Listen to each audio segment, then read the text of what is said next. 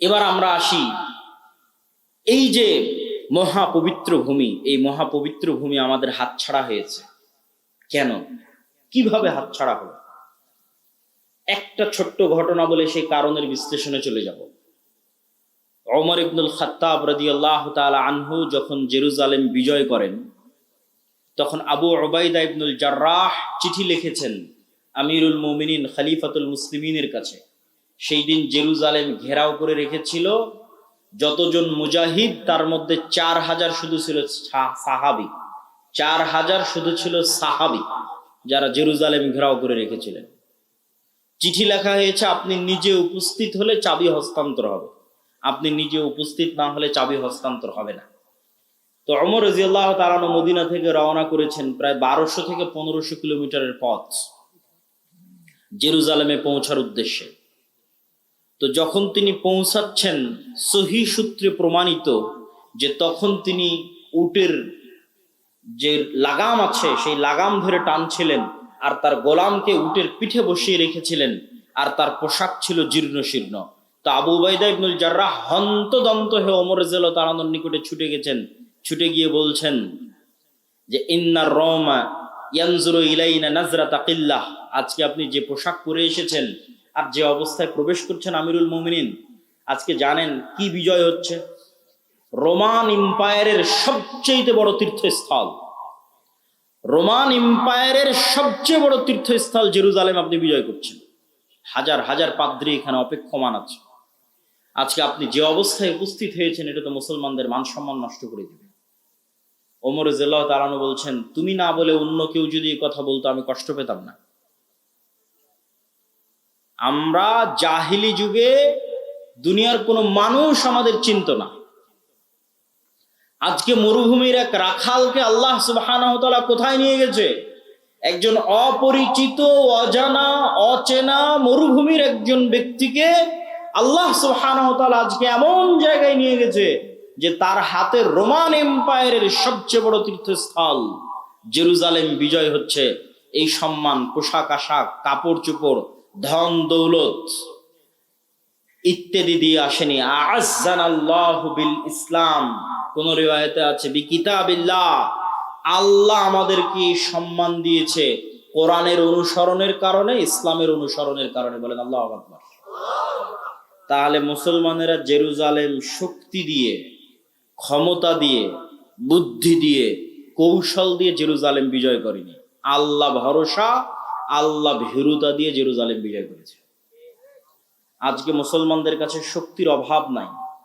আজকে 57টা মুসলিম দেশের যা শক্তি, এই সকল শক্তি একত্রিত করলে আমার মনে হয় না উমাইয়া শাসন আমলে, আমার মনে হয় না আব্বাসীয় শাসন আমলে, আমার মনে হয় না খোলাফায়ে রাশিদিনের শাসন আমলে এর 60% শক্তি মুসলমানদের ছিল। আজকে মুসলমানদের দুনিয়াবি যা শক্তি, তার 60% শক্তি আমার মনে হয় না উমাইয়া, আব্বাসীয়, খোলাফায়ে রাশিদিনের শাসন আমলে ছিল, অথবা সুলতান সালাহুদ্দিন আইয়ুবীর হাতে ছিল। কিন্তু তাদের কাছে ছিল আল্লাহ ভরসা, আল্লাহ ভীতি, আল্লাহ ভীরুতা।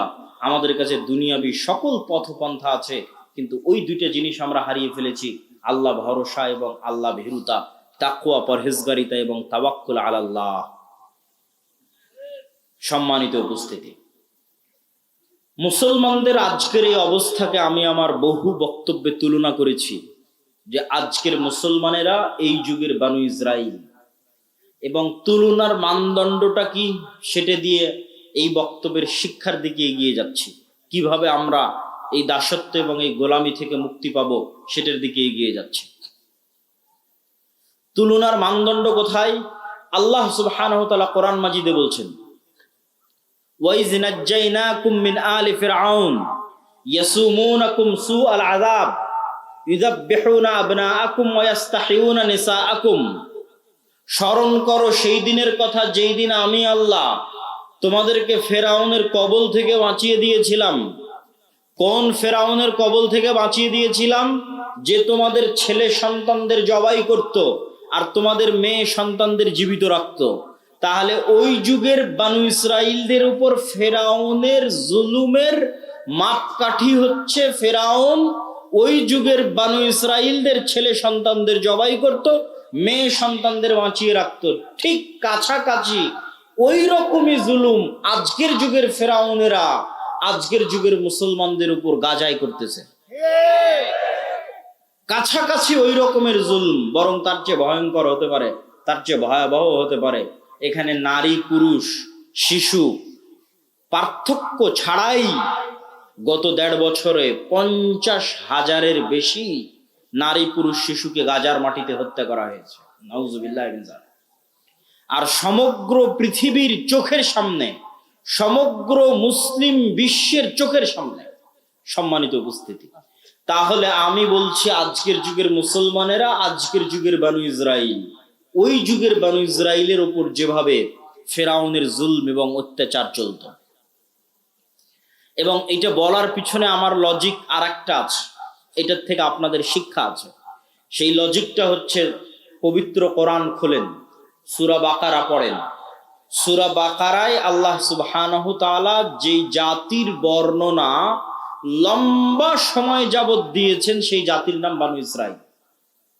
লম্বা সময় যাবত ছোট্ট ছোট্ট ঘটনা আল্লাহ বানু ইসরাইলের তুলে ধরেছে। তো বানু ইসরাইলের ঘটনা এত ব্যাপক আকারে পবিত্র কোরআনে তুলে ধরার এটি রহস্য হতে পারে যে এমন একদিন আসবে যেই দিন বানু ইসমাইল বানু ইসরাইলের মতো হয়ে যাবে। সেই দিন যেন তারা বানু ইসরাইলের এই 4000 বছর আগের ঘটনা থেকে শিক্ষা নেয়। এই জন্য উম্মতে মুহাম্মাদীর শিক্ষার জন্য বানু ইসরাইলের এত লম্বা ঘটনা আল্লাহ সুবহানাহু ওয়া তাআলা কোরআন মাজিদে তুলে দিলেন, যেন একদিন আসতে পারে যেই দিন উম্মতে মুহাম্মাদীর অবস্থা বানু ইসরাইলের মতো হতে পারে। 2-1টা কথা কি বানু ইসরাইলের, তাহলে আপনি উম্মতে মুহাম্মাদীর সাথে মিলাতে পারবেন। বানু ইসরাইলের 2-1টা কথা হচ্ছে আল্লাহ সুবহানাহু ওয়া তাআলা কোরআনে সূরা বাকারায় যেভাবে তুলে ধরেছেন। আমি শুধু 2-1টা উদাহরণ দেব, বিস্তারিত আপনি সূরা বাকারাও পড়তে পারেন, বিস্তারিত আমার বই সমসাময়িক মুসলিম বিশ্ব এবং ফিলিস্তিনেও পড়তে পারেন। কি সেই ঘটনা? সেই ঘটনা হচ্ছে বানু ইসরাইলেরা চোখের সামনে দেখলো ফেরাউন ডুবে গেছে। চোখের সামনে নিজে চোখে দেখেছে ফেরাউনকে ডুবতে। কোন ফেরাউন? যে ফেরাউন তাদের ছেলে সন্তানদের জবাই করত, মেয়েদের বাঁচিয়ে রাখত। এই চোখের সামনে ফেরাউনকে ডুবতে দেখার পরও বানু ইসরাইল মূসা আলাইহিস সালাতু ওয়াস সালামকে বলছে, লান নুমিনা লাকা হাত্তা নারাল্লাহ জাহরা। মূসা, ততক্ষণ পর্যন্ত তোমার আল্লাহর উপর ঈমান আনয়ন করব না যতক্ষণ না স্বচক্ষে তোমার আল্লাহকে না দেখছি। নাউজুবিল্লাহ মিন যালিক। এরা স্বচক্ষে ফেরাউনকে ডুবতে দেখেছে।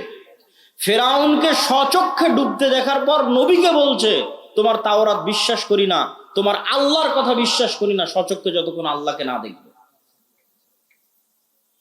লোহিত সাগর পার হয়ে আজকের যে বিশাল মরুভূমি আছে, সিনাই মরুভূমি, এই বিশাল সিনাই মরুভূমিতেই মূসা আলাইহিস সালাতু ওয়াস সালাম বানু ইসরাইলকে নিয়ে ঘুরপাক খাচ্ছেন। তো একদিকে লোহিত সাগরের লবণাক্ত পানি, আর মরুভূমিতে পানি আসবে কোথায় থেকে? ওয়াইজ ইসতাসকা মূসা লিকওমিহি ফাকুল নাযরিব বিআসাকাল হাজার ফানফাজারাত মিনহু ইসনাতা আশারাতা আইনা।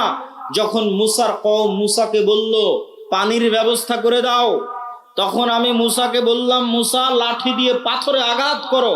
মূসা আলাইহিস সালাতু ওয়াস সালাম লাঠি দিয়ে পাথরে আঘাত করলেন। তখন বানু ইসরাইলের জন্য 12টা ঝর্ণা তৈরি হলো। 12টা ঝর্ণা কেন, কে বলতে পারবেন? তো আল্লাহ সুবহানাহু তাআলা তার বান্দাকে রাতের বেলা সফর করিয়েছেন। রাতের বেলা সফরকে আরবিতে বলা হয় ইসরা, আসরা, রাতে সফর করিয়েছেন।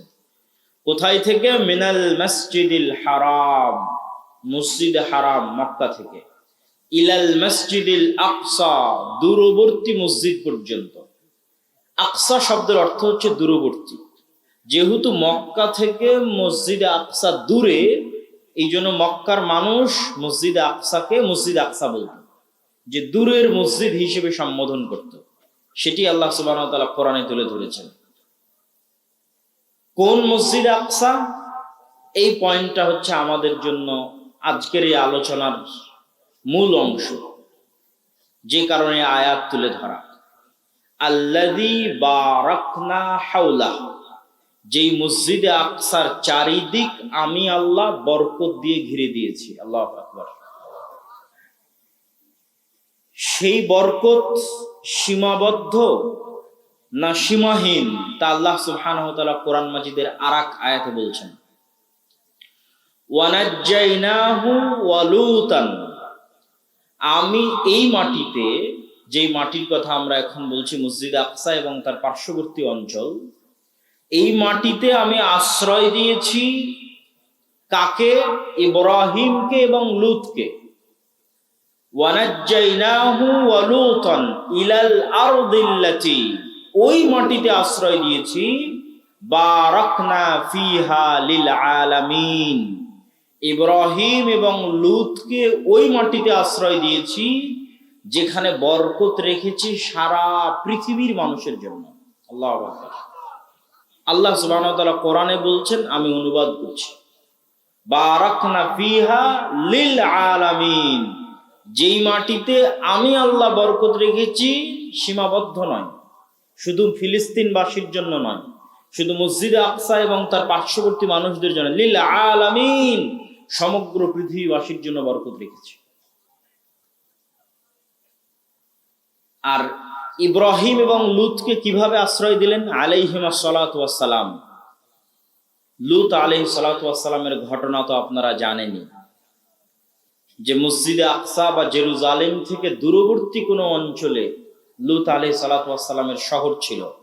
বর্তমান গবেষকদের দাবি অনুযায়ী জর্ডান বা জর্ডানের ডেড সি অঞ্চল, যেই শহরকে পাপাচারের কারণে আল্লাহ সুবহানাহু ওয়া তাআলা উল্টিয়ে দিয়েছিলেন।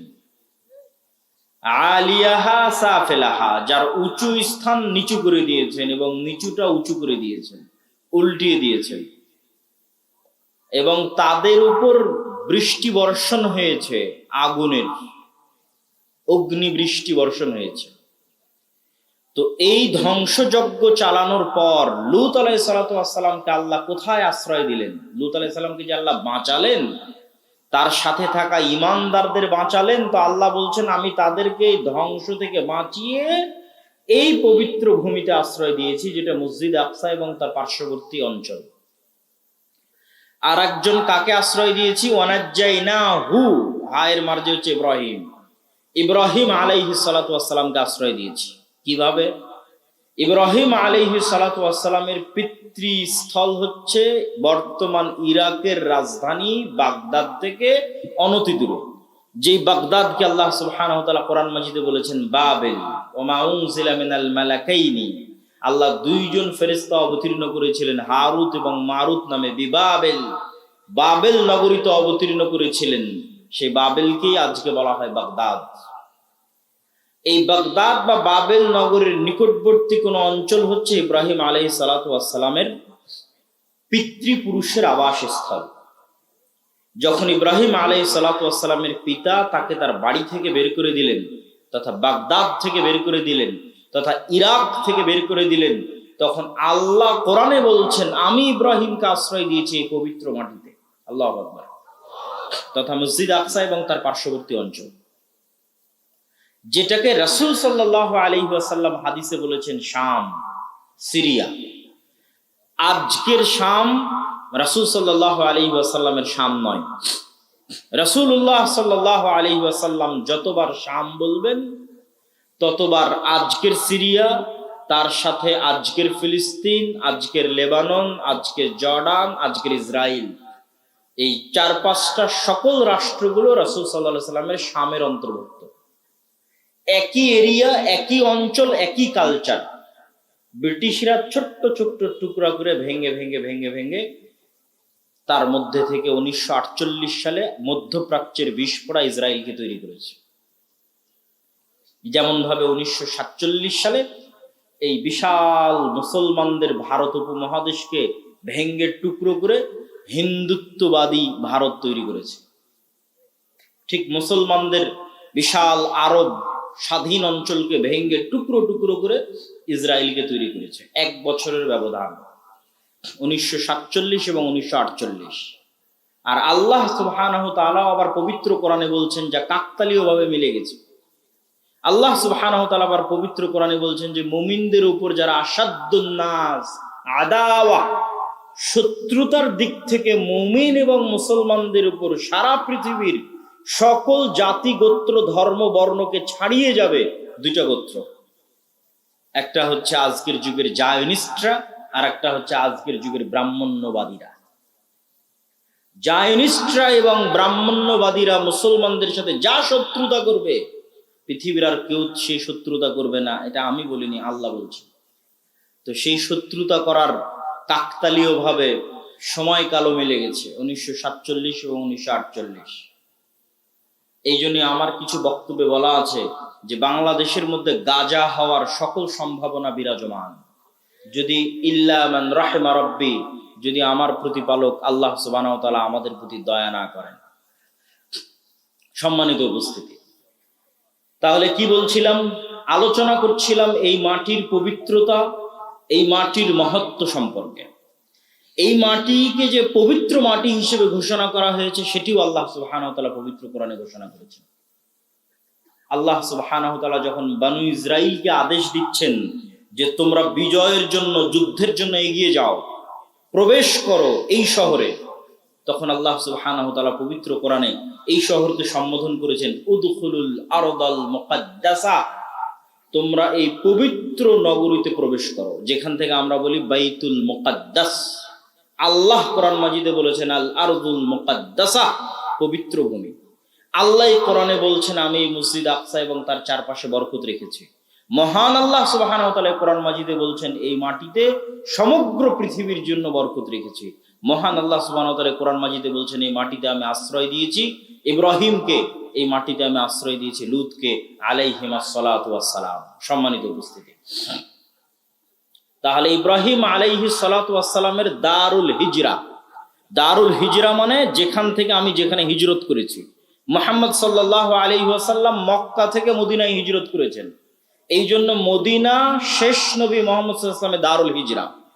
এই জন্য মদিনার প্রতি মুহাম্মদ সাল্লাল্লাহু আলাইহি ওয়াসাল্লামের ভালোবাসা ছিল সীমাহীন। এই জন্য ইসলাম কিয়ামত পর্যন্ত টিকে থাকবে, কোথাও যদি না থাকে মদিনায় থাকবে। ঠিক মুহাম্মদ সাল্লাল্লাহু আলাইহি ওয়াসাল্লাম তার পিতা ইব্রাহিমের দারুল হিজরা, ইব্রাহিম আলাইহিস সালাতু ওয়াস সালামের দারুল হিজরা শাম সম্পর্কে, হক যেমন মদিনায় থাকবে, হক তেমন শামে থাকবে, তার ভবিষ্যৎবাণী করতে গিয়ে রাসূলুল্লাহ সাল্লাল্লাহু আলাইহি সাল্লাম বলেন আল্লাহুম্মা বারিক লানা ফি শামিনা, হে আল্লাহ আপনি আমার পিতা ইব্রাহিমের দারুল হিজরা সিরিয়াতে বরকত দান করুন। আর এক হাদিসে রাসূলুল্লাহ সাল্লাল্লাহু আলাইহি সাল্লাম বলেন লা তাযালু তায়ফাতুম মিন উম্মতি যাহিরিনা আলাল হক লা ইয়াদুররুহুম মান খাযালাহুম আও লা ইয়াদুররুহুম মান খালাফাহুম আও কামা ক্বালা আলাইহিস সালাতু ওয়াস সালাম। কিয়ামত পর্যন্ত আমার উম্মতের একটি দল, একটি জামাত হকের উপর লড়াইরত থাকবে। কিয়ামত পর্যন্ত হকের উপর লড়াইরত থাকবে, পৃথিবীর কোন শক্তি তাদের ক্ষতি করতে চাইলেও ক্ষতি করতে পারবে না। এই হাদিসের বিভিন্ন রিওয়ায়াতে রাসূলুল্লাহ সাল্লাল্লাহু আলাইহি সাল্লাম বলেছেন তোমরা যদি তাদেরকে খুঁজতে চাও তাহলে শাম সিরিয়ার মাটিতে খুঁজো। তাহলে কি বোঝা গেল? আল্লাহর নবীর দারুল হিজরা মদিনায় যেমন হক থাকবে, কিয়ামত পর্যন্ত ঈমান এবং ইসলাম থাকবে, ঠিক রাসূল সাল্লাল্লাহু আলাইহি ওয়াসাল্লামের পিতা ইব্রাহিমের দারুল হিজরা শামে কিয়ামত পর্যন্ত হক থাকবে। সম্মানিত উপস্থিতি, এই মসজিদে আকসার ইতিহাস কি? আল্লাহ সুবহানাহু ওয়া তাআলা কোরআন মাজিদে বলেন ইন্না আউওয়ালা বাইতিন উদিআ লিন-নাস বিবাক্কাহ, সারা পৃথিবীর মানুষের জন্য ইবাদত হিসেবে প্রথম যে মসজিদ তৈরি করা হয়েছে সেটা মক্কায়। কোরআনের আয়াত। তো সাহাবীরা রাসূল সাল্লাল্লাহু আলাইহি ওয়াসাল্লামকে জিজ্ঞেস করছে আল্লাহর নবী প্রথম মসজিদ যদি মক্কার হারাম হয় সুম্মা আইয়ু, তাহলে মক্কার হারামের পর দ্বিতীয় পুরাতন মসজিদ কোনটা? সহিহ বুখারীর হাদিসে রাসূলুল্লাহ সাল্লাল্লাহু আলাইহি সাল্লাম উত্তরে বলছেন দ্বিতীয় পবিত্র মসজিদ, পুরাতন মসজিদ হচ্ছে মসজিদ আকসা। সাহাবী জিজ্ঞেস করলেন কাম বাইনাহুমা, আল্লাহর নবী মক্কার মসজিদে হারাম আর জেরুজালেমের মসজিদে আকসা এই দুইটার মধ্যে দূরত্ব কত দিনের? আল্লাহর নবী বললেন 40 আম, 40 বছরের ব্যবধান।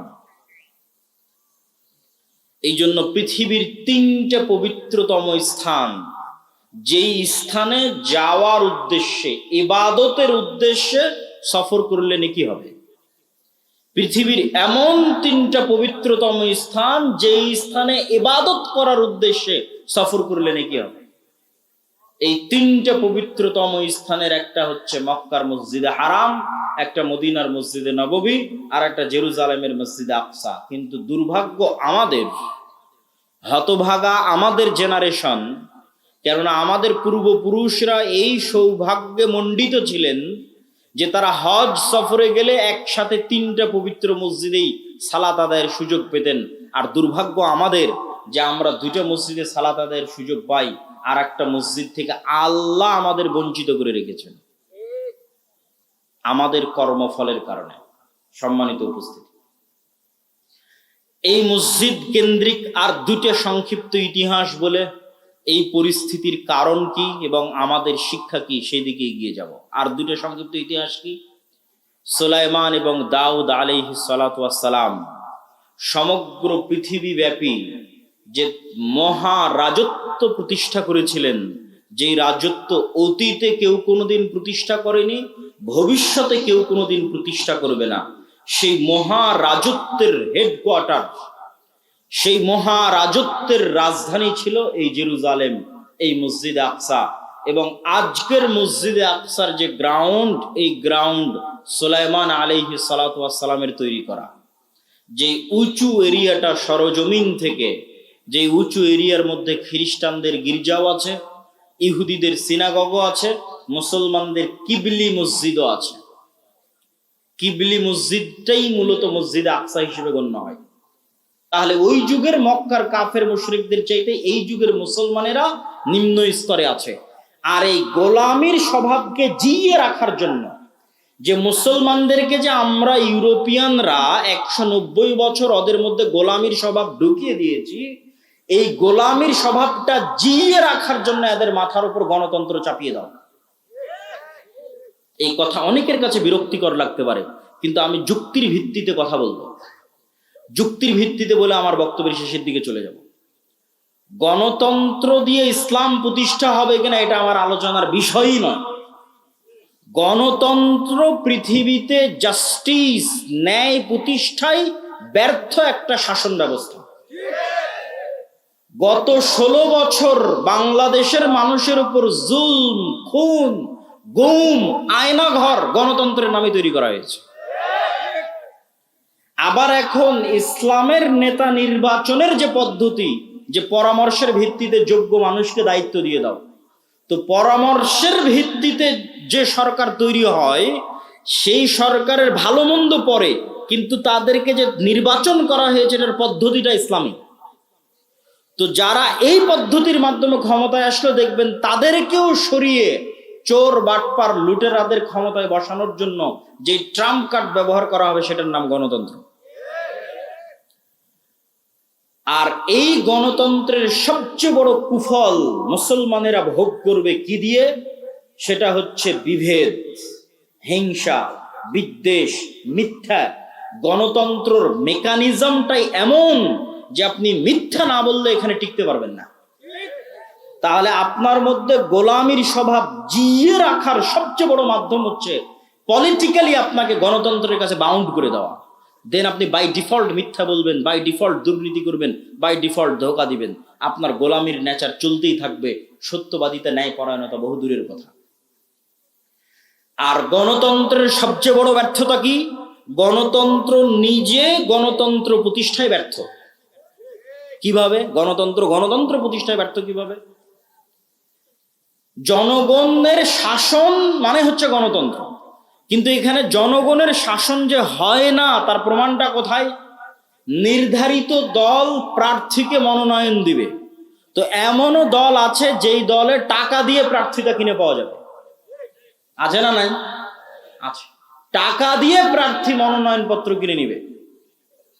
তাহলে জনগণ যোগ্য প্রার্থী বাছাই করার আগেই প্রার্থী মনোনয়ন পত্র ম্যানিপুলেট হয়ে গেছে।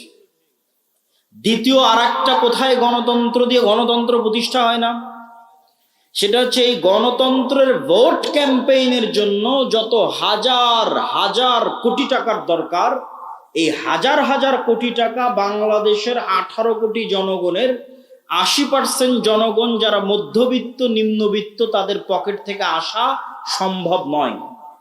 তাহলে হাজার হাজার কোটি টাকা দিবে কারা? এই দেশের শীর্ষস্থানীয় দুর্নীতিবাজ ব্যবসায়ীরা। তাহলে দল আগেই বিক্রি হয়ে গেছে দেশের শীর্ষস্থানীয় দুর্নীতিবাজ ব্যবসায়ীদের কাছে। তাহলে গণতন্ত্র, জনগণের শাসন কোথায় গেল? এবার আমি আপনাকে প্রকৃত গণতন্ত্র তুলে ধরি। আমি গণতন্ত্রের, যদি আপনি এক মুহূর্তের জন্য আমাকে বলেন যে আমি গণতন্ত্রের সাপোর্টার, তাহলে প্রকৃত গণতন্ত্র আপনার সামনে তুলে ধরি। প্রকৃত গণতন্ত্র এভাবে প্রতিষ্ঠিত হতে পারে, জনগণের শাসন। আমি ইসলামী খেলাফা, ইসলামী শাসন বলিনি, জনগণের শাসন প্রতিষ্ঠিত হতে পারে। আপনাদের এই চাটখিল গ্রামের মানুষ এত বড় স্কুল, এত বড় মসজিদ, এত মাদ্রাসা পরিচালনা করতে পারতেছে, তো এই চাটখিল গ্রামের মানুষ এক জায়গায় একসাথে বসে পরামর্শের ভিত্তিতে তাদের গ্রামের নেতা নির্ধারণ করতে পারে না? পারে না? পারে। তাহলে চাটখিলে একটা নেতা নির্ধারণের জন্য গ্রুপিং, মনোনয়ন, ভোটের দরকার আছে। আপনারা যদি একসাথে একটা মসজিদ চালাতে পারেন, একটা স্কুল চালাতে পারেন, তো একসাথে বসে নেতা নির্ধারণ করতে পারবেন না? পারবেন। খুব সহজ। পরামর্শ যখনই আসবে তখনই সহজ। আর যখনই একজন দাঁড়িয়ে বলবে এই আমি মসজিদের সভাপতি হব, আমাকে কে কে ভোট দিবা, তখন গন্ডগোল, গ্রুপিং শুরু হবে। আর একজন দাঁড়িয়ে বলবে আমি মসজিদের সভাপতি হব, আমাকে কে কে ভোট দিবা। আর যখনই দুই গ্রুপ হয়ে যাবে এবং দাঁড়িয়ে যাবে, তখন এবার টাকা দিয়ে ভোট কেনা শুরু হবে। তাকে বানিয়ে দেওয়া হয়েছে আল্লাহর সন্তান, তাহলে কিভাবে প্র্যাকটিক্যাল খ্রিস্টান হতে পারে? ঈসা আলাইহিস সালাতু ওয়াস সালাম বলতে বলতে বলছেন ওয়াউসানি বিসসালাতি ওয়াজ যাকাতি মা দুমতু হাইয়া। আমার আল্লাহ আমাকে আদেশ দিয়েছেন আমি যতদিন বেঁচে থাকবো, মা দুমতু হাইয়া, যতদিন বেঁচে থাকবো ততদিন যেন সালাত আর যাকাত আদায় করি। আল্লাহু আকবার। আমাদের নবীর কথা বলছি না, ঈসা আলাইহিস সালাতু ওয়াস সালামকেও আল্লাহ শুরুতেই মুখ দিয়ে যে কথা পবিত্র কোরআনে আল্লাহ উল্লেখ করছেন, তিনি উচ্চারণ করেছেন মায়ের কোলে ছোট বাচ্চা, তখনও দুটো জিনিস ছুটে যায়নি, একটা সালাত আর একটা যাকাত। সম্মানিত উপস্থিতি, এখানে একটু ছোট্ট বিরতি দিয়ে একটু সাইড লাইনের দু একটা কথা বলে আবার ফিরে আসতেছি। এখানে আর একটা ছোট্ট জিনিস আমাদের শিখার আছে। সেটা কি জানেন? সেটা হচ্ছে আজকের ইউরোপ এবং আজকের আমেরিকা এখনো, অতীতে তো আরো বেশি ছিল এই রেসিজম, বর্ণবাদ, কালার, গায়ের রঙের উপর যে বর্ণবাদ প্রতিষ্ঠিত হয়েছে, যে রেসিজম প্রতিষ্ঠিত হয়েছে, এটা এখনো প্রকাশ্যে মাঝে মধ্যেও দেখা যায়, অন্তরে প্রায় সবাই লালন করে। যখন উঠা বসা করবেন, সাক্ষাৎ করবেন, কথা বলবেন, তখন সেটা বুঝতে পারবেন। আর অতীতে তো আরো বেশি ছিল, কালো, নিগ্রো, আফ্রিকানদের তারা গোলাম হিসেবে ব্যবহার করেছে, যুগের পর যুগ, কালের পর কাল, শুধু গায়ের চামড়া কালো হওয়ার কারণে। তো এখান থেকে শিক্ষণীয় কি? ঈসা আলাইহিস সালাতু ওয়াস সালামের জন্ম ইউরোপে হচ্ছে না আমেরিকায় হচ্ছে? ঈসা আলাইহিস সালাতু ওয়াস সালামের জন্ম ইউরোপের কোন রাষ্ট্রে হচ্ছে আর আমেরিকার কোন রাজ্যে হচ্ছে? ঈসা আলাইহিস সালাতু ওয়াস সালামের জন্ম হচ্ছে আরব ভূমি ফিলিস্তিনের জেরুজালেম শহরে। তাহলে ঈসা আলাইহিস সালাতু ওয়াস সালামের গায়ের রং ইউরোপিয়ান আমেরিকানদের মতো? কথা বলেন, ইউরোপিয়ান আমেরিকানদের মতো না। ঈসা আলাইহিস সালাতু ওয়াস সালামের গায়ের রং মুহাম্মদ সাল্লাল্লাহু আলাইহি ওয়াসাল্লামের মতো, ইব্রাহিম আলাইহিস সালাতু ওয়াস সালামের মতো, মেটে সাদা, শ্যামা সাদা, ধবধবে হলদে যে সাদা। ইউরোপিয়ান এবং আমেরিকানদের গায়ের রং, যেটা নিয়ে তারা গর্ব করে, সেটা তাদের নবীরই গায়ের রং নয়। তারা যাকে নবী হিসেবে বিশ্বাস করে সেই নবীর গায়ের রং সেটা না। তাদের নবী একজন এশিয়ান, তাদের নবী একজন অ্যারাবিয়ান, তাদের নবী একজন সেমেটিক। সম্মানিত উপস্থিতি, ইব্রাহিম আলাইহিস সালাতু ওয়াস সালামের সন্তান ঈসা আলাইহিস সালাতু ওয়াস সালাম। এবার আমরা আসি, এই যে মহাপবিত্র ভূমি, এই মহাপবিত্র ভূমি আমাদের হাতছাড়া হয়েছে কেন? কিভাবে হাতছাড়া হলো? একটা ছোট্ট ঘটনা বলে সেই কারণের বিশ্লেষণে চলে যাব। ওমর ইবনুল খাত্তাব রাদিয়াল্লাহু তাআলা আনহু যখন জেরুজালেম বিজয় করেন, তখন আবু উবাইদা ইবনুল জাররাহ চিঠি লিখেছেন আমিরুল মুমিনিন খলিফাতুল মুসলিমিনের কাছে। সেই দিন জেরুজালেম ঘেরাও করে রেখেছিল যতজন মুজাহিদ, তার মধ্যে 4000 শুধু ছিল সাহাবী, 4000 শুধু ছিল সাহাবী যারা জেরুজালেম ঘেরাও করে রেখেছিলেন। চিঠি লেখা হয়েছে আপনি নিজে উপস্থিত হলে চাবি হস্তান্তর হবে, আপনি নিজে উপস্থিত না হলে চাবি হস্তান্তর হবে না। তো ওমর রাদিয়াল্লাহু তাআলা আনহু মদিনা থেকে রওনা করেছেন প্রায় 1200 থেকে 1500 কিলোমিটারের পথ জেরুজালেমে পৌঁছার উদ্দেশ্যে। তো যখন তিনি পৌঁছাচ্ছেন, সহিহ সূত্রে প্রমাণিত যে তখন তিনি উটের যে লাগাম আছে সেই লাগাম ধরে টানছিলেন, আর তার গোলামকে উটের পিঠে বসিয়ে রেখেছিলেন, আর তার পোশাক ছিল জীর্ণ শীর্ণ। তো আবু উবাইদা ইবনুল জাররাহ হন্তদন্ত হয়ে ওমর রাদিয়াল্লাহু তাআলা আনহুর নিকটে ছুটে গেছেন। ছুটে গিয়ে বলছেন যে ইন্নার রওমা ইয়ানজুরু ইলাইনা নাজরাতা কিল্লাহ, আজকে আপনি যে পোশাক পরে এসেছেন আর যে অবস্থায় প্রবেশ করছেন আমিরুল মুমিনিন, আজকে জানেন কি বিজয় হচ্ছে? রোমান এম্পায়ারের সবচেয়ে বড় তীর্থস্থল, রোমান এম্পায়ারের সবচেয়ে বড় তীর্থস্থল জেরুজালেম আপনি বিজয় করছেন। হাজার হাজার পাদ্রী এখানে অপেক্ষমান আছে। আজকে আপনি যে অবস্থায় উপস্থিত হয়েছেন এটা তো মুসলমানদের মান সম্মান নষ্ট করে দিবে। ওমর রাদিয়াল্লাহু তাআলা আনহু বলছেন, তুমি না বলে অন্য কেউ যদি এই কথা বলতো আমি কষ্ট পেতাম না। আমরা জাহিলি যুগে দুনিয়ার কোনো মানুষ আমাদের চিনত না। আজকে মরুভূমির এক রাখালকে আল্লাহ সুবহানাহু ওয়া তাআলা কোথায় নিয়ে গেছে? একজন অপরিচিত, অজানা, অচেনা মরুভূমির একজন ব্যক্তিকে আল্লাহ সুবহানাহু ওয়া তাআলা আজকে এমন জায়গায় নিয়ে গেছে যে তার হাতে রোমান এম্পায়ারের সবচেয়ে বড় তীর্থস্থল জেরুজালেম বিজয় হচ্ছে।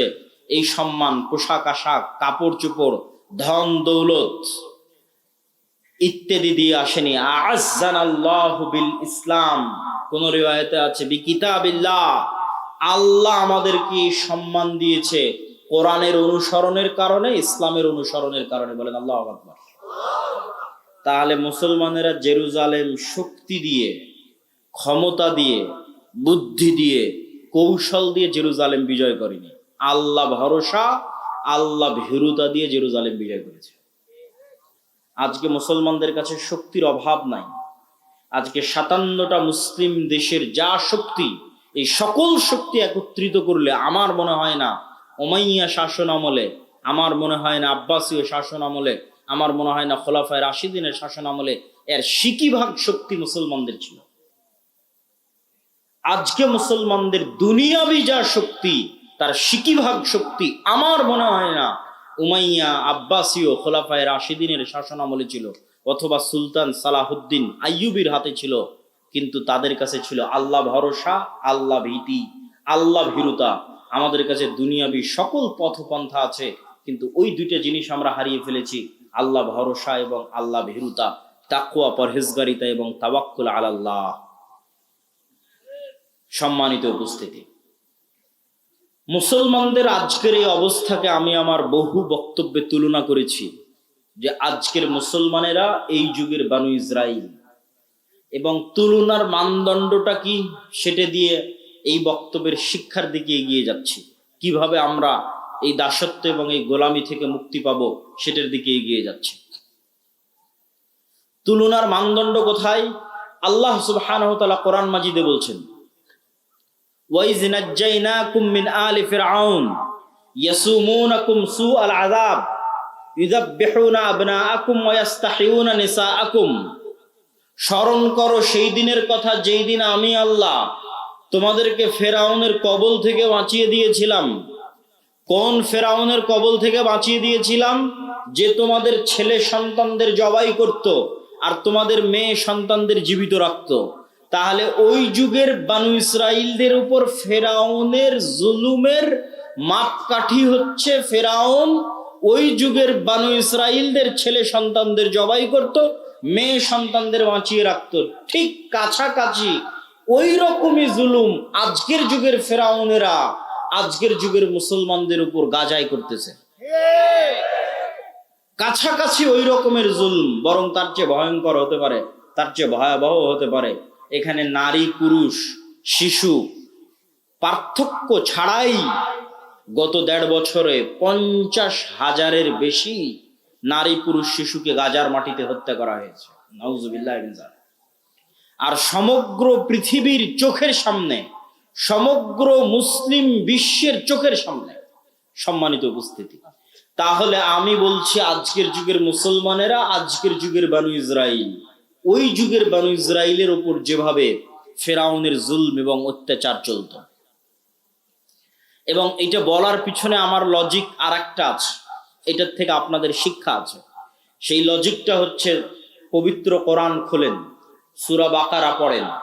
সূরা বাকারায় আল্লাহ সুবহানাহু তাআলা যেই জাতির বর্ণনা লম্বা সময় যাবত দিয়েছেন, সেই জাতির নাম বানু ইসরাইল। লম্বা সময় যাবত ছোট্ট ছোট্ট ঘটনা আল্লাহ বানু ইসরাইলের তুলে ধরেছে। তো বানু ইসরাইলের ঘটনা এত ব্যাপক আকারে পবিত্র কোরআনে তুলে ধরার এটি রহস্য হতে পারে যে এমন একদিন আসবে যেই দিন বানু ইসমাইল বানু ইসরাইলের মতো হয়ে যাবে। সেই দিন যেন তারা বানু ইসরাইলের এই 4000 বছর আগের ঘটনা থেকে শিক্ষা নেয়। এই জন্য উম্মতে মুহাম্মাদীর শিক্ষার জন্য বানু ইসরাইলের এত লম্বা ঘটনা আল্লাহ সুবহানাহু ওয়া তাআলা কোরআন মাজিদে তুলে দিলেন, যেন একদিন আসতে পারে যেই দিন উম্মতে মুহাম্মাদীর অবস্থা বানু ইসরাইলের মতো হতে পারে। দুই একটা কথা কি বানু ইসরাইলের, তাহলে আপনি উম্মতে মুহাম্মাদীর সাথে মিলাতে পারবেন। বানু ইসরাইলের দুই একটা কথা হচ্ছে আল্লাহ সুবহানাহু ওয়া তাআলা কোরআনে সূরা বাকারায় যেভাবে তুলে ধরেছেন। আমি শুধু দুই একটা উদাহরণ দিব, বিস্তারিত আপনি সূরা বাকারাও পড়তে পারেন, বিস্তারিত আমার বই সমসাময়িক মুসলিম বিশ্ব এবং ফিলিস্তিনেও পড়তে পারেন। কি সেই ঘটনা? সেই ঘটনা হচ্ছে বানু ইসরাইলেরা চোখের সামনে দেখলো ফেরাউন ডুবে গেছে। চোখের সামনে নিজে চোখে দেখেছে ফেরাউনকে ডুবতে। কোন ফেরাউন? যে ফেরাউন তাদের ছেলে সন্তানদের জবাই করত, মেয়েদের বাঁচিয়ে রাখত। এই চোখের সামনে ফেরাউনকে ডুবতে দেখার পরও বানু ইসরাইল মূসা আলাইহিস সালাতু ওয়াস সালামকে বলছে, লান নুমিনা লাকা হাত্তা নারাল্লাহ জাহরা। মূসা, ততক্ষণ পর্যন্ত তোমার আল্লাহর উপর ঈমান আনয়ন করব না যতক্ষণ না স্বচক্ষে তোমার আল্লাহকে না দেখছি। নাউজুবিল্লাহি মিন যালিক। এরা স্বচক্ষে ফেরাউনকে ডুবতে দেখেছে। ফেরাউনকে স্বচক্ষে ডুবতে দেখার পর নবীকে বলছে, তোমার তাওরাত বিশ্বাস করি না, তোমার আল্লাহর কথা বিশ্বাস করি না স্বচক্ষে যতক্ষণ আল্লাহকে না দেখবে।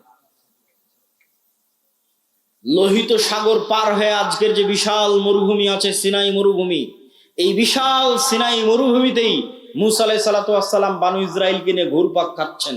তো একদিকে লোহিত সাগরের লবণাক্ত পানি, আর মরুভূমিতে পানি আসবে কোথায় থেকে?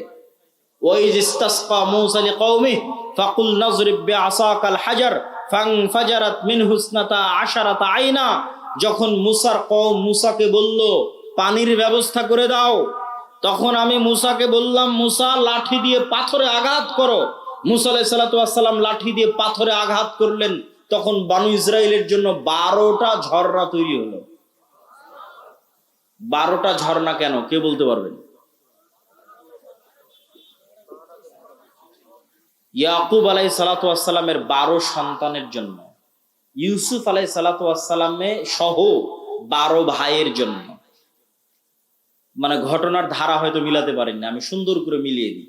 ইব্রাহিম আলাইহিস সালাতু ওয়াস সালামের সন্তান ইসহাক, ইসহাক আলাইহিস সালাতু ওয়াস সালামের সন্তান ইয়াকুব, ইয়াকুব আলাইহিস সালাতু ওয়াস সালামের সন্তান ইউসুফ। এত দূর পর্যন্ত সবাই জেরুজালেমে আছে, মানে ফিলিস্তিনে আছে, আজকের মসজিদে আকসা এবং তার আশেপাশে আছে। ইউসুফ আলাইহিস সালাম কুয়াতে ভাইয়েরা ফেলে দিল, মিশরের বাজারে বিক্রি হয়ে গেলেন। তারপরে ইউসুফ আলাইহিস সালাম যখন বাপের সাথে মিলিত হয়ে গেলেন, তখন পুরো বংশ জেরুজালেম ফিলিস্তিন থেকে কোথায় চলে গেল? মিশরে চলে গেল। ইউসুফ আলাইহিস সালাতু ওয়াস সালামের 400 বছর পর মিশরে মূসা আলাইহিস সালাম আসতেছে। ইউসুফ আলাইহিস সালাতু ওয়াস সালামের 350-400 বছর পর ইউসুফ আলাইহিস সালামের ভাইদের বংশেই, ইয়াকুব আলাইহিস সালাতু ওয়াস সালামের সন্তানদের বংশেই 400 বছরের বংশ এত বড় হয়ে গেছে। 12 ভাইয়ের সন্তান, সন্তান তার সন্তান, তার সন্তান, তার সন্তান, সব নবীর সন্তান। যারা বলতেছে যে আল্লাহকে না দেখা পর্যন্ত ঈমান আনয়ন করব না, এরা ইব্রাহিম আলাইহিস সালাতু ওয়াস সালামের সন্তান। এরা ইউসুফ আলাইহিস সালাতু ওয়াস সালাম এবং তার ভাইদের সন্তান 400 বছর পর। যারা বলতেছে তোমার আল্লাহকে বলো যে পানির ব্যবস্থা করে দিতে, তখন আল্লাহ মূসা আলাইহিস সালাতু ওয়াস সালামকে বললেন লাঠি দিয়ে পাথরে আঘাত করো। তো 12টা ঝর্ণা তৈরি হলো। 12টা ঝর্ণা কাদের সম্মানে? 12 ভাইয়ের, 12 গোত্রের, 12 বংশের সম্মানে। এমনকি মুফাসসিরিনে কেরাম লিখছে, যখন মূসা আলাইহিস সালাতু ওয়াস সালাম সমুদ্রে লাঠি দিয়ে আঘাত করেন, তখন একটা রাস্তা নয় 12টা রাস্তা তৈরি হয়েছিল। ইয়াকুব আলাইহিস সালামের 12 সন্তানের 12 বংশধরের সম্মানে 12টা রাস্তা তৈরি হয়েছে। তারা বলতেছে যে আল্লাহকে ততক্ষণ ঈমান করবো না যতক্ষণ না দেখবো। তাদের আরেকটা উদাহরণ দেখেন তো, যেহেতু মরুভূমি, খাবারের কোনো ব্যবস্থা নাই, তো আল্লাহ আসমান থেকে মান্না এবং সালোয়া ব্যবস্থা করে দিয়েছে খাবারের জন্য। আর পানি, পাথর ফেটে পানি বের হচ্ছে মরুভূমির মধ্যে, পাথর ফেটে পানি বের হচ্ছে মরুভূমির মধ্যে, আসমান থেকে খাবার আসতেছে। তারপরেও তাদের সহ্য হচ্ছে না, তারা বলছে লান নাসবিরা আলা তুআমিন ওয়াহিদ উদউ লানা রাব্বাক। মুসা, এক খাবার, এই সকাল সন্ধ্যা একই মান্না সালোয়া, আর সকাল সন্ধ্যা পানি আর মান্না সালোয়া। মান্না সালোয়ার বিবরণ পড়তে গেলে আপনারা আশ্চর্য হবেন। আজকের পৃথিবীর সবচেয়ে দামি মাশরুম, যেটা কেজি বাংলাদেশি টাকায় 4 থেকে 5 লক্ষ টাকা, আজকের বাংলাদেশি টাকায় পৃথিবীর যেটা সবচেয়ে দামি মাশরুম, বিশেষ সময়ে বিশেষ কালে উৎপাদিত হয়, সেই মাশরুম আর বিশেষ এক পাখির গোস্ত হচ্ছে মান্না সালোয়া, যার 1 কেজির দাম বাংলা টাকায় 4 থেকে 5 লক্ষ টাকা। সেটা তাদেরকে জান্নাত থেকে দেওয়া হতো। তখন তারা বলছে লান নাসবিরা আলা তুআমিন ওয়াহিদিন, এক খাবার ভালো লাগে না, তোমার আল্লাহকে বলো এই মাটি থেকে আদা, রসুন, পেঁয়াজ, চাল, গম, ডাল ইত্যাদি উৎপাদন করে দিতে। তখন আল্লাহ সুবহানাহু ওয়া তাআলা বলছেন, ঠিক আছে, এগুলো উৎপাদন করার জন্য তো শস্য, সবুজ শ্যামল জমি লাগবে। আছে, আজও ফিলিস্তিন শস্য শ্যামল সবুজ জমি, প্রচুর পরিমাণে জাইতুন উৎপাদন হয়। আজও ফিলিস্তিনে টিন উৎপাদন হয় প্রচুর পরিমাণে। তো সেই জমি আল্লাহর রাসূল মুকাদ্দাসা, পবিত্র ভূমি। কোন পবিত্র ভূমি? 400 বছর আগে এই পবিত্র ভূমিতে তোমাদের বাপদাদা ইয়াকুব, ইসহাক, ইব্রাহিম বসবাস করত। কিন্তু ইউসুফ আলাইহিস সালাতু ওয়াস সালামের কারণে তোমরা মিশরে চলে এসেছিলে। তার 400 বছর পর আজকে তোমরা এখানে। তো এই মাটি তোমাদের, তোমরা এখন সেই মাটি বিজয়ের জন্য যুদ্ধে অবতীর্ণ হও। তখন এরা সব নবীর সন্তান, তারা বলতেছে মুসা আলাইহিস সালাতু ওয়াস সালামকে, ইযহাব আনতা ওয়া রাব্বুকা ফাকাতিলা, মুসা তুমি আর তোমার আল্লাহ গিয়ে যুদ্ধ করো। নাউযুবিল্লাহি মিন যালিক। তাহলে খালি বনু ইসরাইলের 2-1টা ঘটনার উদাহরণ দিলাম, যার যেই ঘটনাগুলো আল্লাহ কোরআনে বলেছেন সূরা বাকারাতে। আমি 2-1টা করে আয়াত পড়েছি আর সেখান থেকে অনুবাদ করেছি। তাহলে এবার বলেন তো, নবীদের সন্তানেরা 400 বছরে এতটা সংকীর্ণ মনা, এতটা ন্যারো মাইন্ডেড, এতটা আত্মমর্যাদাহীন, এতটা আত্মসম্মানহীন, এতটা গোলামের স্বভাবে কিভাবে তাদের চরিত্র পরিবর্তন হয়ে গেল? আমি যখন প্রথম ইউরোপ যাই, তখন মূলত আমি এই হিসাবটা মিলাতে পেরেছি। ইউরোপে গিয়ে যখন দেখলাম, ইংল্যান্ডে গিয়ে যখন দেখলাম মুসলমানদের জন্ম নিবন্ধন, সার্টিফিকেট, পাসপোর্ট, ইংল্যান্ডে প্রবেশ, ইউরোপে প্রবেশ, অ্যাসাইলাম ক্লেইম করা, সেখানে কাগজপাতি রেডি করা, তারপরে সেখানের সরকারের কাছ থেকে বেনিফিট নেওয়া, বেকারত্ব ভাতা হোক, সন্তান সন্ততির ভাতা হোক, প্রত্যেকটা ধাপ অধিকাংশের মিথ্যার উপর প্রতিষ্ঠিত। মুসলমানদের ভারত, পাকিস্তান, বাংলাদেশ থেকে যে মুসলমানেরা গেছে তারা ইংল্যান্ডে, আর আফ্রিকা থেকে যে মুসলমানেরা গেছে স্পেন, ফ্রান্স এবং ইতালিতে, তাদের মিথ্যা, তাদের ধোঁকা, তাদের চুরি, তাদের দুর্নীতি ভারত পাকিস্তানের মুসলমানদের চেয়ে আরো খারাপ, আরো নিম্ন স্তরের। তো তখন আমি উদাহরণ মিলালাম, যারা তো আজকের যুগের মানুষ ইসরাইল, এই যুগের মুসলমানদের কাছে যদি মুসা আলাইহিস সালাতু ওয়াস সালাম প্রেরিত হতেন, তাহলে এই উত্তরগুলোই পেতেন, যেই উত্তরগুলো বানু ইসরাইলেরা দিয়েছিল। আমি মনে হয় বুঝাতে পারি। মানে এই যুগের মুসলমানদের রক্তের মধ্যে ওইভাবে মিথ্যা, ওইভাবে ধোঁকা, ওইভাবে দুর্নীতি, ওইভাবে আত্মমর্যাদাহীনতা, আত্মসম্মানহীনতা প্রবেশ করেছে, ঠিক যেভাবে 4000 বছর পূর্বে বানু ইসরাইলের ছিল। কারণ কি? কারণ হচ্ছে ইউসুফ আলাইহিস সালাতু ওয়াস সালামের মৃত্যুর পর হাকসুস বংশের যখন পতন হয় এবং ফারাও বংশের যখন উত্থান হয়, তো আগের সরকারের সাথে যাদের জোট থাকে, শত্রুতা করতে করতে জোটের যারা জোটের সঙ্গী, তাদের উপর শত্রুতা চলে। তো ফারাওদের যখন উত্থান হয়, তখন আগের হাকসুস বংশের জোট, ইউসুফ আলাইহিস সালাতু ওয়াস সালাম মন্ত্রী ছিলেন, ইউসুফ আলাইহিস সালামের ভাইরাও হয়তো বড় বড় মন্ত্রী পরিষদের সদস্য ছিলেন। তখন ফারাওরা যেমন হাকসুসদের উপর জুলুম চালায়, ঠিক তেমন বানু ইসরাইলদের উপর জুলুম চালায়।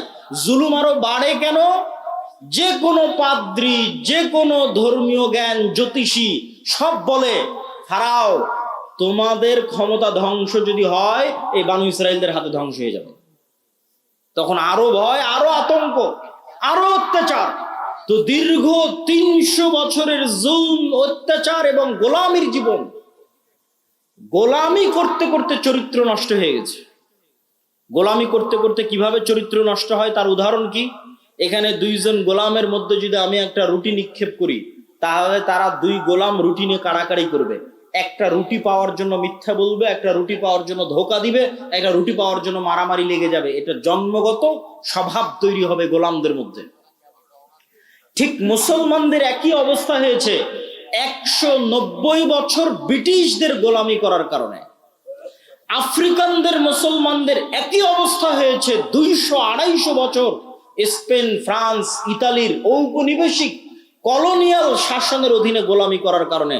গোলামি করতে করতে রক্তের মধ্যে মিথ্যা, ধোঁকা, দুর্নীতি প্রবেশ করেছে। সম্মানিত উপস্থিতি, তাহলে ওই যুগের বানু ইসরাইল আর এই যুগের মুসলমানদের সাথে মিলে গেলে একটা কথা সামারি সারমর্ম হিসেবে বের হয়ে আসে যে নবীর সন্তানদের চরিত্র ধ্বংস হয়েছে গোলামির কারণে, উম্মতে মুহাম্মাদির চরিত্র ধ্বংস হয়েছে গোলামির কারণে। আর এর বিপরীত কি ঘটেছে?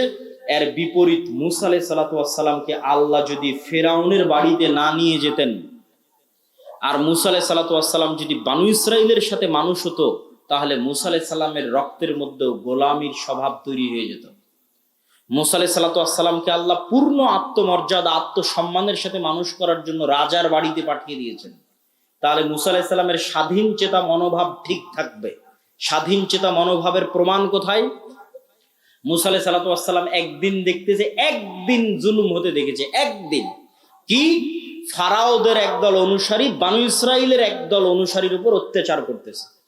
তো একদিনের দেখা অত্যাচার মুসা আলাইহিস সালাম সহ্য করতে না পেরে এক থাপ্পড় দিয়ে ফারাওয়ের ওই ব্যক্তিকে ওখানেই তিনি হত্যা করে দিয়েছেন। কেন? তার মধ্যে স্বাধীন চেতা, আত্মমর্যাদা, আত্মসম্মান ছিল। যদি বানু ইসরাইলদের সাথে বড় হতেন তাহলে এটাকে উনি জুলুমি মনে করতেন না। এটা তো আমার ভাগ্যে, তাকদীরে, আমরা এইভাবেই বড় হয়েছি, এভাবেই গোলামি দেখেছি, কে বাধা দিতে যাবে? বাধা দিতে গেলে বিপদে পড়বো। কিন্তু যখন উনি নেতা, তখন জুলুমের বিরুদ্ধে আওয়াজ উঠিয়েছেন, মিথ্যার বিরুদ্ধে, অত্যাচারের বিরুদ্ধে আওয়াজ উঠিয়েছেন। সম্মানিত উপস্থিতি, এই পুরো আলোচনার সারমর্ম আল্লামা ইকবালের একটি কবিতা। আল্লামা ইকবাল বলছেন, সাবাক ফিরসে পড়া, সাদাকত কা, শুজাআত কা, আদালত কা, লিয়া জায়েগা তুঝসে কাম, দুনিয়া কি ইমামত কা। মুসলমানেরা, তোমাদের মধ্যে আনুষ্ঠানিকতা, ইসলামের সব আনুষ্ঠানিকতা আছে। সাহারি, ইফতারি কত সুন্দর করে মসজিদে আপনারা করেছেন। ঈদের সালাত বিশাল মাঠে আদায় করেছেন। ইতিকাফ হয়েছে, লাইলাতুল কদর হয়েছে, সমাজ থেকে ফিতরা বন্টন হয়েছে। কতজন উমরা করতে যাচ্ছে, কতজন হজ করতে যাচ্ছে। আনুষ্ঠানিকতার অভাব নাই। কিন্তু কোথায় সমস্যা? আনুষ্ঠানিকতার অভাব নাই, কিন্তু সমস্যা। আল্লামা ইকবাল বলছেন, তোমরা নতুন করে সত্য বলা শিখো, নতুন করে সাহসী হওয়া শিখো, নতুন করে ন্যায় প্রতিষ্ঠা করা শিখো, তাহলে আল্লাহ তোমাদেরকে দুনিয়ার নেতা বানিয়ে দিবে। কেননা এই গুণগুলোর উপর নবীদের জন্ম হয়েছে। মুসা আলাইহিস সালামের জন্ম হয়েছে, মুহাম্মদ সাল্লাল্লাহু আলাইহি সাল্লামের জন্ম হয়েছে, ঈসা আলাইহিস সালাতু ওয়াস সালামের জন্ম হয়েছে। এই গুণের উপর জন্মগত গুণ। এই জন্য ঈসা আলাইহিস সালামের কথা বলতে গিয়ে রাসূল সাল্লাল্লাহু আলাইহি সাল্লাম বলেছেন, লা তাকুমুস সাআহ হাত্তা ইয়ানজিলা ঈসা ইবনে মারইয়াম। ততদিন পর্যন্ত কিয়ামত হবে না যতদিন না মারিয়ামের ছেলে ঈসা পৃথিবীতে নেমে না আসছে। আর মারিয়ামের ছেলে ঈসা হাকামান মুকসিতা, সমগ্র পৃথিবীতে ন্যায় বিচার প্রতিষ্ঠা করবে। আল্লাহু আকবার। তাহলে এই রাষ্ট্রে ইসলামের ব্র্যান্ডিং ন্যায় বিচার, রাষ্ট্রে ইসলামের ব্র্যান্ডিং ন্যায় বিচার আল্লাহর নবী করে দিলেন। তো আমাদের মধ্যে ন্যায় বিচার প্রতিষ্ঠার গুণই নাই জন্মগত, তাহলে আমরা কিভাবে নেতা হব? এখানে দুই একটা উদাহরণ দিব আপনাদের বুঝার সুবিধার্থে। বাংলাদেশে গত 16 বছর এরকম অসংখ্য ওসি, ডিসি, এসপি, মন্ত্রী, মিনিস্টার ছিল যাদের 80%-এর বেশি এরকম জালসা সম্মেলনের প্রধান অতিথি, বিশেষ অতিথি হয়েছে না হয়নি? হয়েছে। গত 16 বছর এরকম অসংখ্য ওসি, ডিসি, এসপি, মন্ত্রী, এসিল্যান্ড, সাব রেজিস্ট্রার ছিল যাদের অন্তত 70%-এর বেশি উমরা করেছে। আমার আইডিয়া যে অন্তত 50%-এর বেশি উমরা করেছে, আর অন্তত 30-40% হবে নামাজি। আর অন্তত 2 থেকে 5% হবে মুখে দাঁড়িয়ে আছে এবং কপালে কড়া পড়ে গেছে। কিন্তু ওই যে ঈসা আলাইহিস সালামের জন্য আল্লাহর নবী যে শব্দ ব্যবহার করলো, যে ঈসা আলাইহিস সালাম যেই দিন পৃথিবীতে আসবে সমগ্র পৃথিবীতে ন্যায় প্রতিষ্ঠা করবে।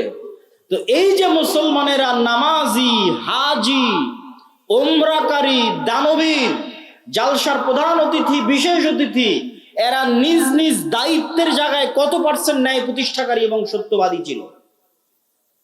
কত পার্সেন্ট নিজ নিজ দায়িত্বের জায়গায় সত্য প্রতিষ্ঠাকারী, ন্যায় প্রতিষ্ঠাকারী ছিল? এটাই হচ্ছে গোলামের স্বভাব। আমাদের মধ্যে আনুষ্ঠানিকতা আছে, কিন্তু আমরা যে নেতা হব সেই নেতৃত্বের যোগ্যতা আমাদের মধ্যে বিকাশ ঘটেনি, যেটা আল্লামা ইকবাল বুঝতে পেরেছিলেন।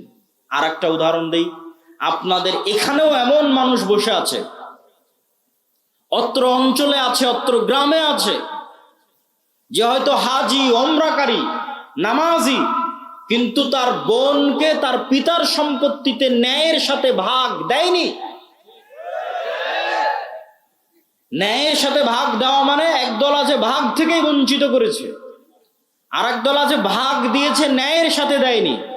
যেটা বেশি দামি রাস্তার পাশে ফরওয়ার্ড জমি সেটা নিজে নিয়েছে, যেটা কম দামি, কম আবাদ হয়, পানিতে ডুবে থাকে, সেটা বোনকে দিয়েছে।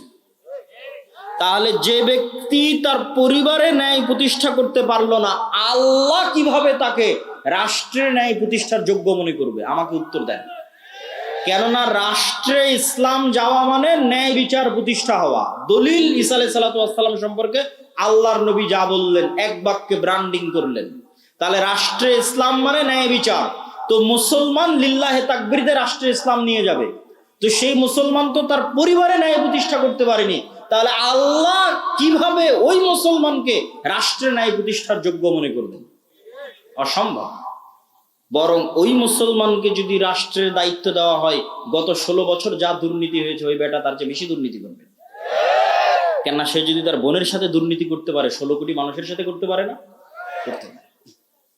সম্মানিত উপস্থিতি, ঠিক আপনাদের অঞ্চলে আর একটা বড় অন্যায়, মানুষের সাথে অন্যায় প্রচলিত আছে, সেটা যে ডিমান্ডের ভিত্তিতে, যৌতুকের ভিত্তিতে বিবাহ। নামাজি, হাজি, ওমরাকারী, মাদ্রাসা মসজিদ কমিটির মেম্বার, কিন্তু ছেলেকে বিবাহ দেওয়ার ক্ষেত্রে ডিমান্ড এবং যৌতুকের অভাব নাই। তাহলে সে ওই মেয়ে এবং মেয়ের পরিবারের উপর ন্যায় প্রতিষ্ঠা করতে পারেনি। তো যে তার বৌমা এবং বৌমায়ের পরিবারের উপর ন্যায় প্রতিষ্ঠা করতে পারেনি, তাকে আল্লাহ রাষ্ট্রে ন্যায় প্রতিষ্ঠার যোগ্য মনে করবে? অসম্ভব, ইম্পসিবল। এটা গেল সাধারণ জনগণের কথা। আর প্রথমে গেল যারা রাষ্ট্রের বিভিন্ন দায়িত্বে আছে তাদের কথা। এবার আসেন আলেম ওলামাদের কথা। মসজিদ, মাদ্রাসা, ইসলামী দল, ইসলামী সংগঠন, সব জায়গায় ইসলামের বাহ্যিক আনুষ্ঠানিকতা বিরাজমান আছে। দাড়ি, টুপি, সালাত, সিয়াম, হজ, যাকাত সবকিছু আছে। কিন্তু আপনি আশ্চর্য হবেন যে ন্যায় কতটুকু আছে সেটা যদি খুঁজতে যান, পার্সেন্টেজে মিলবে না। দেখবেন যে ইসলামী দলের আমির তার ওই কর্মীকেই ছাঁটাই করে দিয়েছে যেই কর্মী বেশি পরিশ্রম করে, আর ওই কর্মীকে পদ দিয়ে দিয়েছে যে বেশি চামচামি করে। তার মানে সে তার দলে ন্যায় প্রতিষ্ঠা করতে পারে। এবং যেখানে যত মসজিদ, মাদ্রাসা, দলে গন্ডগোল আছে, আহলে হাদিস হোক, হানাফি হোক, মাযহাব মাসলাক নির্বিশেষে যেখানেই দেখবেন গন্ডগোল আছে, ওখানে যে বুঝবেন এখানে ন্যায় পরায়ণতার অভাব আছে। আলেম হতে পারে, হাজি হতে পারে, কিন্তু ন্যায় প্রতিষ্ঠা করতে পারেনি। হয় আমির না হয় কর্মী, দুই দলের যে কোনো এক দল ন্যায় প্রতিষ্ঠা করতে পারেনি। সম্মানিত উপস্থিতি, আর যতক্ষণ ন্যায় প্রতিষ্ঠাকারী, সত্য প্রতিষ্ঠাকারী না হবে, ততক্ষণ আল্লাহর দৃষ্টিতে নেতা হিসেবে যোগ্য বলে বিবেচিত হবে না। তো আল্লাহর দৃষ্টিতে নেতা হিসেবে যোগ্য বলে বিবেচিত হলে আল্লাহ রাষ্ট্র ক্ষমতার দায়িত্ব দিবে। এই জন্য আমি উদাত্ত আহ্বান জানাবো যে আজকের এই আলোচনা থেকে আমরা এতটুকু কি শিক্ষা গ্রহণ করতে পারি না যে আমাদেরকে সত্যবাদী এবং ন্যায় প্রতিষ্ঠাকারী হতে হবে? পারি না? একটা হাদিস আপনাদের সামনে পেশ করি। সাবআতু ইউদিল্লুহুমুল্লাহ ইয়াওমা লা দিল্লা ইল্লা দিল্লুহ। 7 শ্রেণীর মানুষকে কিয়ামতের মাঠে আল্লাহ বিশেষ ছায়া দিবেন। তো এই বিশেষ ছায়া দেওয়ার যে 7 শ্রেণীর লিস্ট আছে, এই লিস্টের 1 নম্বরে তাহাজ্জুদ গুজারকে, নফল সিয়াম পালনকারীকে, দানবীরকে, মসজিদে জামাতে সালাত আদায়কারীকে, সকলকে অতিক্রম করে এক নম্বরে পৌঁছে গেছে ন্যায় প্রতিষ্ঠাকারী দায়িত্বশীল। কেন? ইমামুন আদেল। কেন? ন্যায় প্রতিষ্ঠা করা আল্লাহর সবচেয়ে বড় গুণ। বলেন আল্লাহু আকবার। আল্লাহ বলছেন আমি আদেল, আমি ন্যায় পরায়ণ, ন্যায় প্রতিষ্ঠাকারী। হারামতু যুলমা আলাইয়া, আমার উপর জুলম করাকে আমি হারাম করে নিয়েছি। পৃথিবীর মানুষ যদি কোথাও ন্যায় বিচার না পায়, তাহলে আমি আল্লাহ কিয়ামতের মাঠে ন্যায় বিচার বুঝিয়ে দেব। তাহলে ন্যায় প্রতিষ্ঠা করা কার গুণ? আল্লাহর গুণ। আর পৃথিবীর সকল ক্ষমতার মালিক কে? আল্লাহ। যখন এবার ওই গুণের সাথে মিলে যাবে, তখন আল্লাহ সুবহানাহু ওয়া তাআলা ওই ব্যক্তিকে যোগ্য মনে করবে, যে সেও নেতা হওয়ার যোগ্য, তাকে এবার আমি একটু ক্ষমতা দিই। তখন মুসলমানদের হাতে এমনি ক্ষমতা চলে আসবে, এমনি রাষ্ট্র ক্ষমতা। যোগ্য হতে হবে রাষ্ট্র ক্ষমতা পাওয়ার আল্লাহর দৃষ্টিতে, মানুষের দৃষ্টিতে বলিনি। ফেসবুকে লাইক পাওয়া, ফলোয়ার পাওয়া, ভোটে দাঁড়ানো, নির্বাচনী ক্যাম্পেইন, এগুলো দিয়ে মানুষের দৃষ্টিতে আমি দায়িত্ব পালনের যোগ্য হতে পারি। কিন্তু আল্লাহর দৃষ্টিতে দায়িত্ব পালনের যোগ্য হতে হলে সত্যবাদিতা, ন্যায় পরায়ণতার মাপকাঠিতে যে উত্তীর্ণ হবে, বাইনি ও বাইন আল্লাহ, আল্লাহর কাছে উত্তীর্ণ হতে পারবে, আল্লাহ ওকে নেতা হওয়ার যোগ্য মনে করবে, আল্লাহ ওকে নেতা বানিয়ে দিবে। সম্মানিত উপস্থিতি, আর এই যে গোলামির নেচার, আপনাদের বিরক্তি হওয়ার আগেই কিন্তু আমি বক্তব্য শেষ করবো। এই জন্য আপনাদের উদাত্ত আহ্বান জানাচ্ছি যে আপনারা আর কিছুক্ষণ, আমার বক্তব্যের সারমর্মের দিকে চলে আসতেছি, শেষের দিকে চলে আসতেছি, আর কিছুক্ষণ ধৈর্যের সাথে শুনুন। সেটি কি? সেটি হচ্ছে এই যে গোলামির যে নেচার এবং স্বভাব, মিথ্যা বলা, এটা গোলামির স্বভাব। দিতে পারতেছে না, অপারেশন হচ্ছে, টাকা নাই, তখন কর্জ নিবে। কিন্তু বিলাসী পণ্যের জন্য কর্জ নিবে, তার কোনো পয়েন্ট কোরআন এবং হাদিসে আমি খুঁজে পাইনি। বিলাসী পণ্য মানে আমার মোটর সাইকেল লাগবে, আমার আইফোন লাগবে, আমার আইপ্যাড লাগবে, আমার পাকা মাটির বাড়ি ভেঙে পাকা বাড়ি তৈরি করা লাগবে, এই বিলাসিতার জন্য লোন নিবে। এটা সুদমুক্ত লোনের কথা বলছি, সুদযুক্ত না। বিলাসী পণ্যের জন্য স্বাভাবিক সুদমুক্ত কর্জ নিবে, এর প্রমাণ আমি কোরআন হাদিসে খুঁজে পাইনি। মানুষ কর্জ নিতে পারে যখন বিপদে, সংসার চলে না, মারা যাচ্ছে, অপারেশন হচ্ছে, তখন কর্জ নিতে পারে। গেল এক নাম্বার পয়েন্ট। দুই নাম্বার পয়েন্ট হচ্ছে আল্লাহ সুবহানাহু ওয়া তাআলা রাসূল সাল্লাল্লাহু আলাইহি ওয়াসাল্লামকে শিখিয়ে দিয়েছেন, সব সালাতে, সব দোয়ায় কর্জ থেকে বাঁচতে চাও। আল্লাহুম্মা নাউযু বিকা মিনাল মা'সামি ওয়াল মাগরাম, আল্লাহ লোন থেকে বাঁচতে চাই। তো সাহাবীরা আল্লাহর নবীকে জিজ্ঞেস করছে, এত কেন কর্জ, লোন থেকে বাঁচতে চান? তখন রাসূলুল্লাহ সাল্লাল্লাহু আলাইহি ওয়াসাল্লাম উত্তরে বলছেন, মানুষ যখন কর্জ নেওয়া শুরু করে, মিথ্যা বলা শুরু করে। এটা আমার বক্তব্যের পয়েন্ট, যেটা কানেক্ট করতে চাচ্ছি, আল্লাহর নবীর হাদিস। মানুষ যখন কর্জ নেওয়া শুরু করে, কি বলা শুরু করে? মিথ্যা বলা শুরু করে। তাহলে আল্লাহর নবী জানেন যে আমার উম্মত যখন মিথ্যার উপর প্রতিষ্ঠিত হবে, এটা তো নেতৃত্বের গুণ হারিয়ে যাবে। মিথ্যা তো গোলামের গুণ, স্লেভ, দাস, কৃত দাসের গুণ।